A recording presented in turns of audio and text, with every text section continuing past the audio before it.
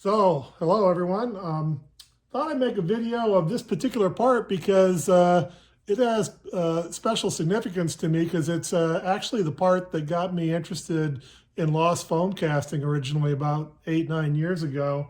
And the reason is, as you can see, it's hollow, it's tubular, and it would have a very, very complex parting line and set of cores if you were to make it via conventional sand casting methods, but as an evaporative pattern casting, the notion of cores, core prints, draft, parting lines, they really don't mean anything to you. So I always got a lot of people ask me how I made the tubular objects, so I thought I'd go through that in this video. And also, 8 years ago, actually recent until just about 2 years ago, I used to make them by hand-guided pin router, and I'll put a link in the description to the Home Foundry forum where I've got a thread that explained how I made them with that method. But what will follow here is how I use my CNC router to do the same thing. And since I'm down to my last casting here, you can see in the back I've done a production run. The production run's only 8 pieces for me on that. It's about what I make them, a half a dozen or so at a time. But I'll take you through how I make them on that, and we'll wrap it up at the end here right where we started. And let's get on with it. Stay tuned.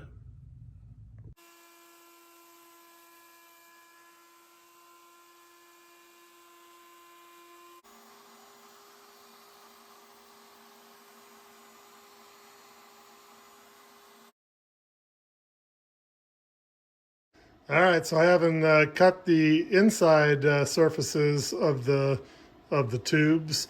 I needed some way to hold them in order to machine the outside surfaces. So to do that, I made this little vacuum jig. You see I got a little vacuum generator here. But I just basically cut a chunk of particle board that was the shape of the inside radius of the tube.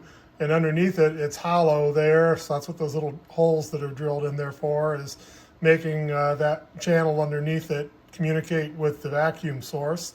So all I need to do then is take these blanks that I made and set them on top of that fixture. And then I've got a round over bit loaded up in the router there, and execute the program and cut each one of them. So let's see how it works.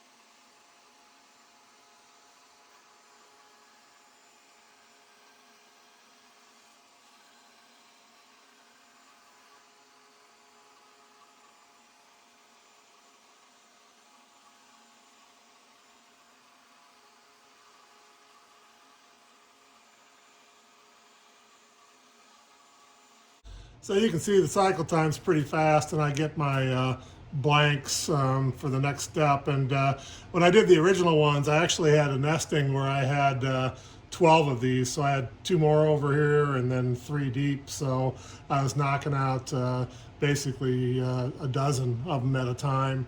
But you get the idea on that, and we'll take a closer look when I take them out of the frame and do the other operation.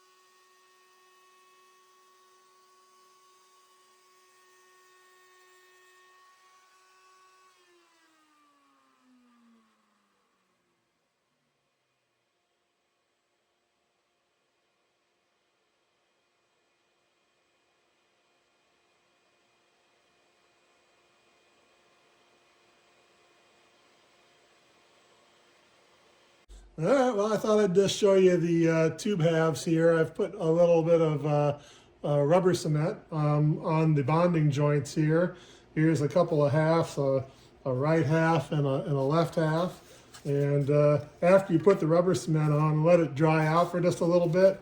It's just like contact cement, so you got to get pretty close when you first line them up. Otherwise, you won't be able to get them stuck accurately. So that's good right there. Yep, and that makes the tube. So I got the other one here. Let's see if I can get at it. Well,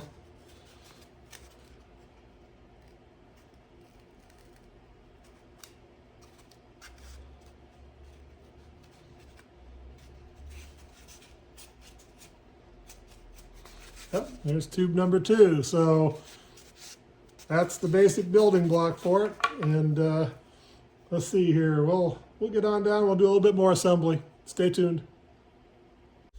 All right, so you saw how I cut the tube halves. This one is for the 1.5-inch diameter OD tubes for the thermostat housings, and you saw how the interior features were cut out of this plaque here. And I got tube halves that look like this after I took and I mounted the interior part of the tube on this fixture and then ran around the outside of it, and that completed the tube half. So similarly, I did that for the elbows. There's a similar fixture here for the elbow. You see the right hand mark on it. Back there is the left hand, so there's a right hand and left hand fixture for them. And after I cut a whole bunch of tube halves in left hand and right hand, I stuck them together into elbows that look like this, and I just used rubber cement to glue them together at the joint. But you can see I sanded on them a little bit, but you know, they're 1 3/8 OD elbows with a 1/4-inch wall, and you can see that I got a whole pile of them here. So between those elbows and I use these to put halves together for the 1.5-inch portions. And those 1.5-inch portions, you see these flanges here. There's actually 2 different flanges. One of them is used for the thermostat housing, and it's a little bit bigger diameter here, but you can see how that fits on it like so. And you'll see later on when I assemble things that becomes the thermostat housing.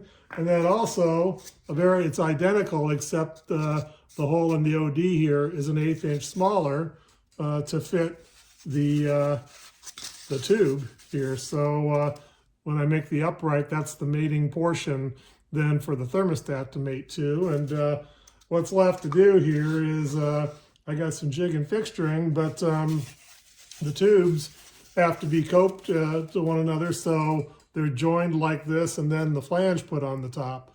So that's all this piecework that you see there, but this is the, I guess what I call the kit, and I can make any combination of water tubes out of these for various intakes that I want, but this is 6 sets of parts. So I recently converted it. I used to do it on my pin router with manually guided templates, but now I do it all on my CNC router, and I make 6 sets at a time, and it's a lot faster. So I'll commence to start doing the finish fitting work here and start piecing them together, and we can see how it takes shape as a water neck. Stay tuned.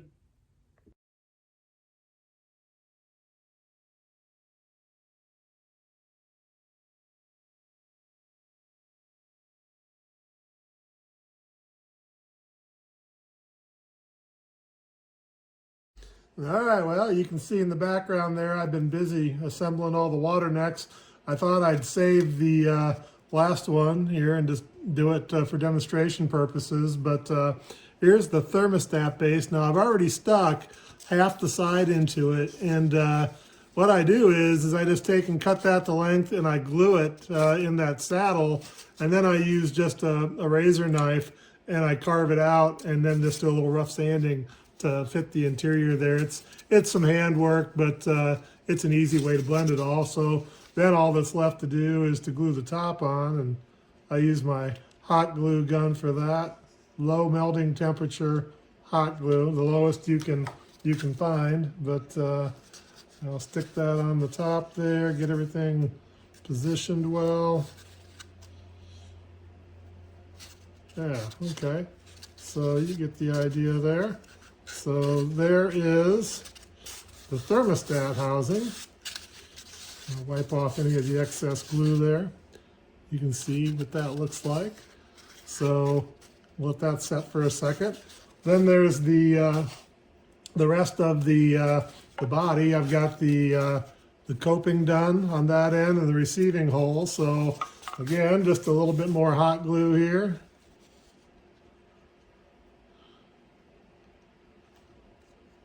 Yeah, all right. And I do this just by eyeball, so to get them all straight on there and plenty close, but be amazed how good your eye can be. But you can see there's that section of the body. And then for an alignment aid to make sure I get things lined up straight, I use one of the thermostat housings, so I've got a visual on the orientation of the flange on the body. So I'm just taping this on there to give me that visual that I'm looking for. And that is, I want to position it so that the thermostat is straight down the line of the body. So again, a little more hot melt glue here.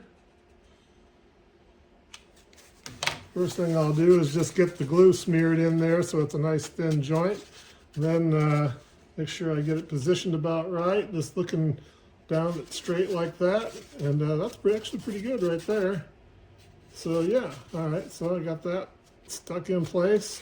So there's that part of it. And then the only one left here as far as the body pieces is the boss for the heater bypass hose barb, and they get stuck right up close to the top here,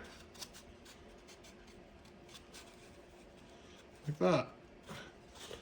So there you go. And now you say, well, if you're looking back there and you've seen any of these water necks, what you notice is that they've got these nice little hose barbs on them, like this one here.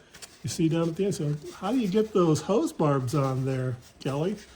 Well, there's a little trick I learned a long time ago that I never thought it would work when I first started doing it, but I make up this bead stock. It's actually a D-shaped profile, very small and delicate, but you can see right there what it looks like. But how I make them is I've got this router bit that puts a beaded flute on an edge. It's supposed to be a decorative woodworking bit.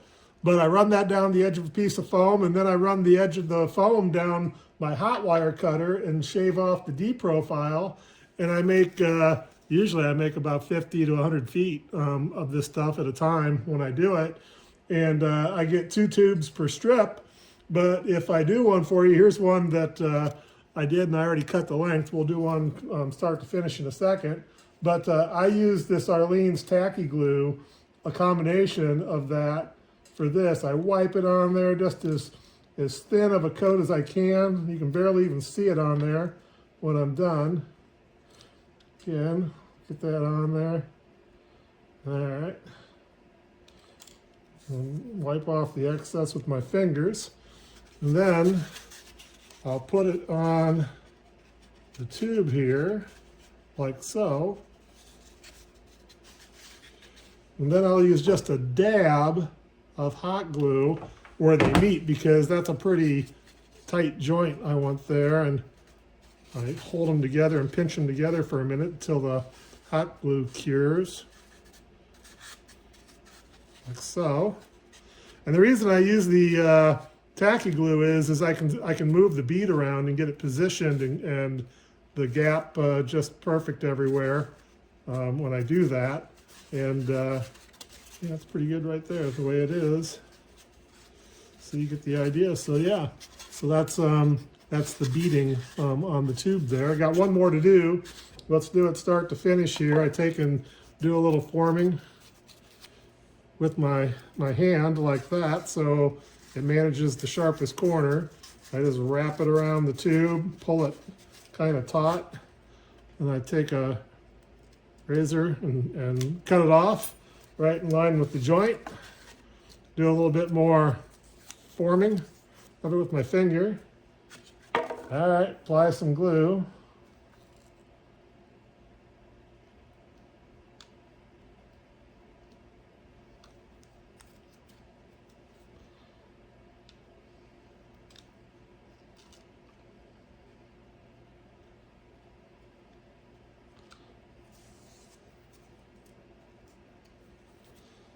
All right, let's see if we can get that on there.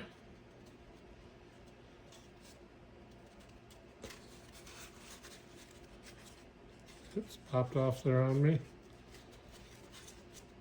All right, get a little bit of hot melt glue to hold things there.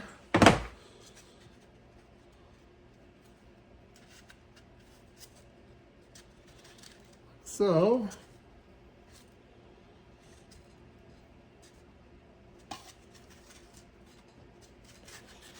get it gapped and spaced just right, so it looks right. And there you go. Another bead on there. So I only got one left to do, and that is one for the thermostat housing. So we may as well do that while I got everybody's attention here.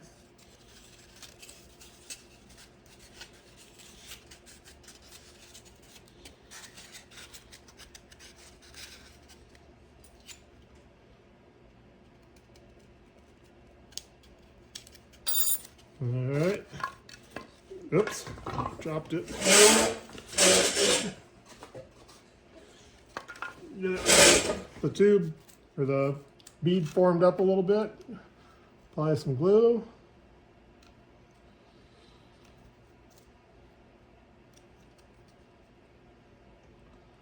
I gathered after you do a few of these, you get proficient at it. All right, let's get her on the thermostat housing.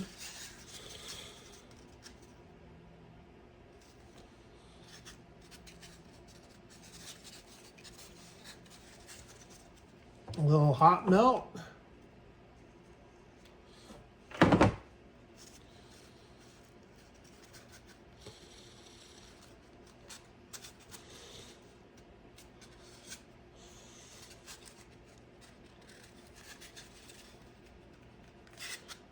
Move things around just a little bit.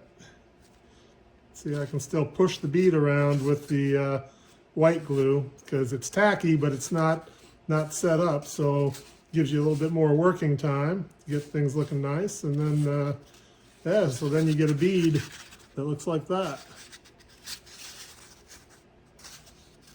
So yeah, so that pretty much concludes the foam work, and you can see in the background there, I've got all those copies there. Now I'm not quite done yet because I got a little bit of wax filleting work to do in a few areas. Like I wax fillet in this area right here where that joint is, and I also apply wax fillet here at this cope joint and at that boss joint. So I need to fillet on each of those, but after I do, it'll be ready to rock and roll. So lots of water next. Stay tuned. We'll take a look at them when I get them detailed up. All right, well, I just detailed one up. There isn't a whole lot to it here, but you can see that there in the boss work there is a little bit of wax fillet. Same thing down here. See if you can see it in the cope intersection area. It just gives it a nice finished look and makes it quite a bit stronger of a casting too. But yeah, so that's one done. And then on the underside here, you can see right there in that crease, I apply a little fillet there as well.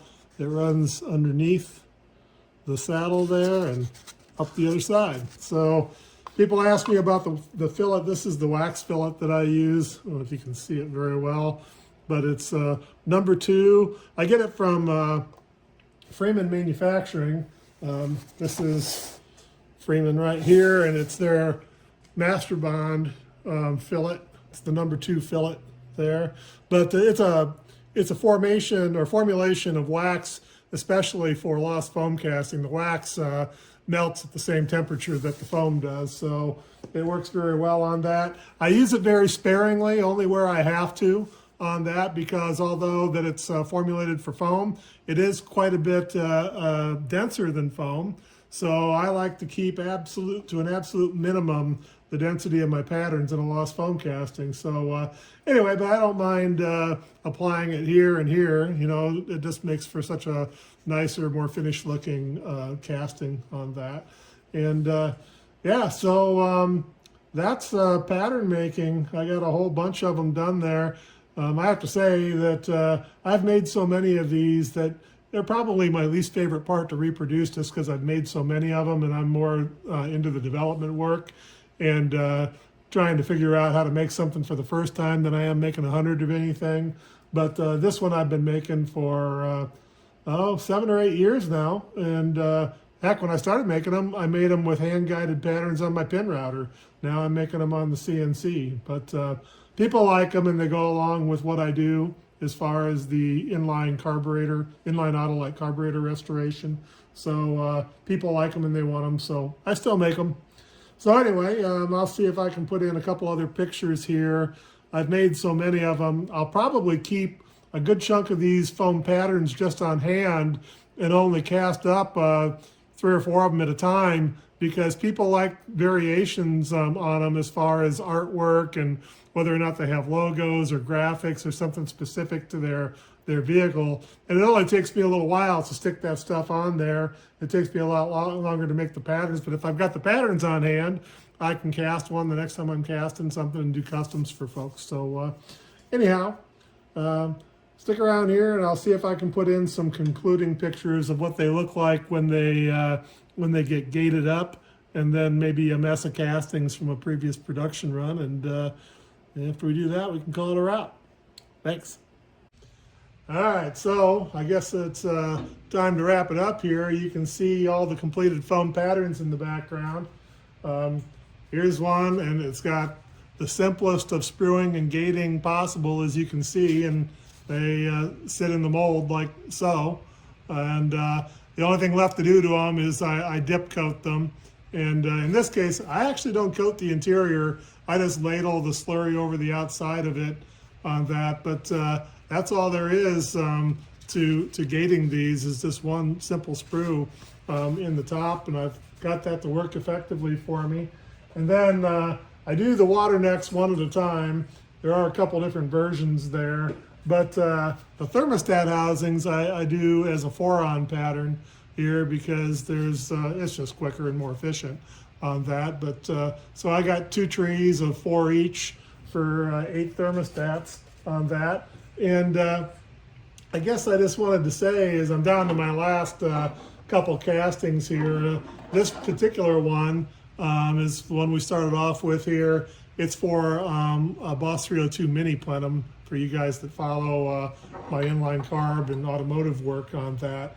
But this one that I had the pattern for, there's 2 of these right here. You might notice the pattern is slightly different on these.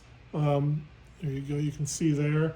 And it's just because the hose barbs on the intake manifolds are in different locations, which I actually make a whole bunch of different variants of these. Here was one that I made for somebody.